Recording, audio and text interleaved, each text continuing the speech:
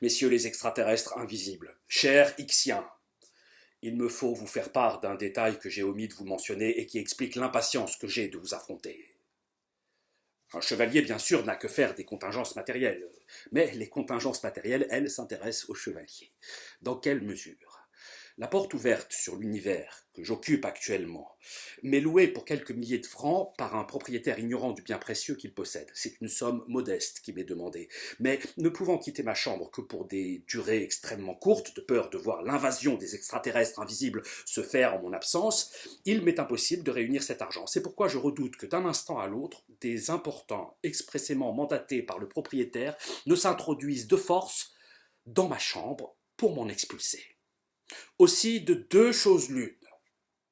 Ou nous signons un traité, où vous vous engagez à ne pas attaquer pendant que j'effectue le travail nécessaire au paiement du loyer de notre champ de bataille, ou vous attaquez tout de suite.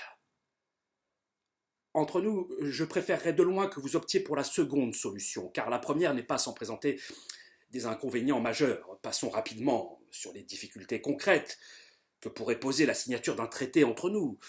Paraphe invisible, nécessité de convoquer le grand tribunal intergalactique pour ratifier le traité, éventualité que vous profitiez qu'on est en train de signer un traité à la con pour m'attaquer en traître, etc., etc. Pour en venir à l'essentiel. Comment un gars comme moi, qui ne sait rien faire d'autre que combattre dans les règles de l'art de la chevalerie, comme elles ont été édictées au début du XIIe siècle, et dont la nature paresseuse l'incite plutôt à se droguer à mort, béatement allongé sur son lit, pourrait-il trouver un emploi dans le difficile contexte qui est le nôtre aujourd'hui?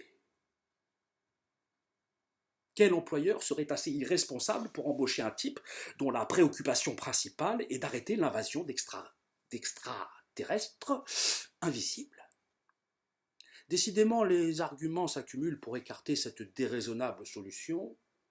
Choisissons donc l'autre, sans regret. Messieurs, attaquez!